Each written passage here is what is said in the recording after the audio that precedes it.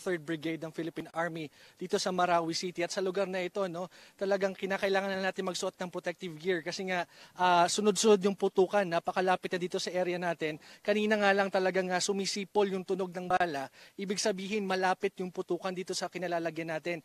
At kung makikita nyo doon sa bandang likuran natin, may usok na dyan na lumalabas. Hindi pa natin ma-determine kung anong nangyayari dyan. Pero ang malinaw sa ngayon ay ongoing ang clearing operations na isinasagawa ng otoridad dito sa bahagi ng Marawi City. So, sunod-sunod yung putukan dito, naririnig natin sa ating kinalalagyan.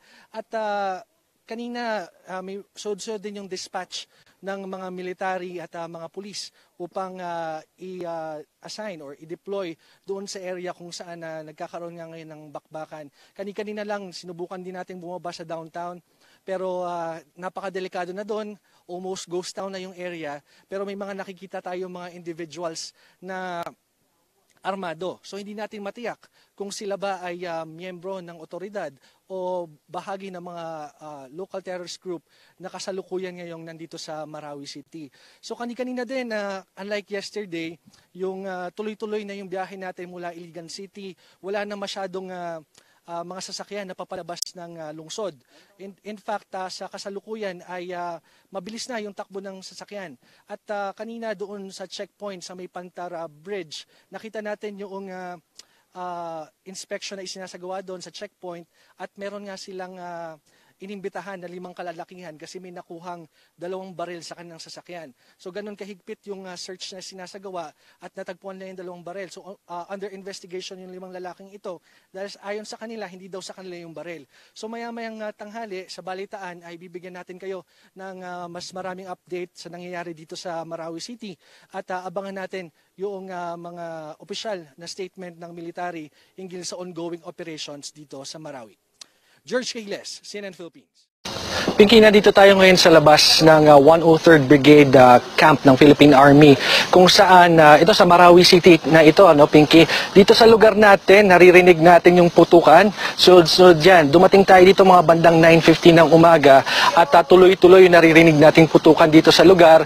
Pero sa ngayon, wala pang nagkukumpirma sa atin mula sa military kung ano na ba yung totoong nangyayari sa ground. Pero ang malinaw sa atin ngayon ay ongoing ang clearing operations ng ating mga otoridad. Kanina paikot-ikot din yung mga choppers dito sa lugar at kanina nga nakita natin nagland sila dito pero after a few minutes lumipad na rin sila agad doon sa area. Ngayon kanina sinubukan din nating bumaba dyan sa bahaging downtown area.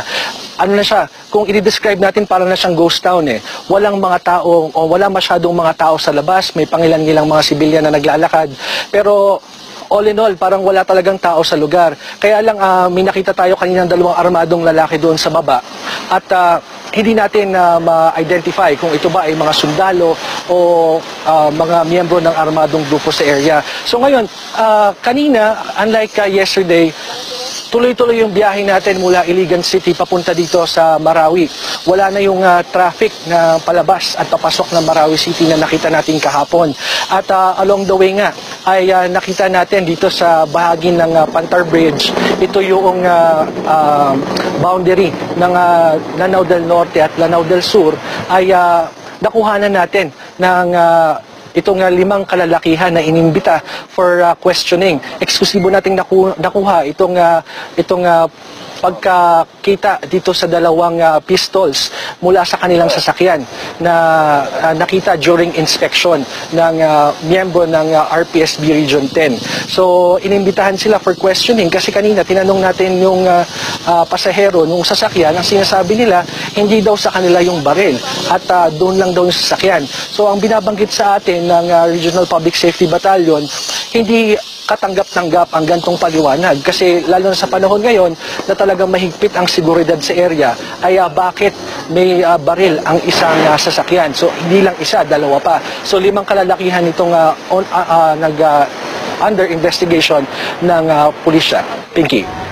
Mahirap yan, George, dahil usapan dyan, number 1, meron ba silang lisensya doon sa mga baril nila. Kung naalala natin kahapon, George, nagbigay ng press conference si Pangulong Rodrigo Duterte at sinabi nga niya na at some point, no, pwedeng maglabas daw ng baril, basta lisensyado. Kung hindi lisensyado yan at sasabihin nilang hindi nila alam kung saan ang galing, siguro talagang masusing investigasyon ang gagawin ng mga otoridad dyan. Okay, so maraming salamat, George. Mag-ingat ka dyan. Si George Cahiles, nag-uulat. Nasa Iligan City naman ang ating senior Tiniyak ng Department of Health ang kahandaan ng kanilang medical teams para sa mga naapektuhang komunidad sa bakbakan sa pagitan ng tropa ng pamahalaan at Maute Group sa Marawi City.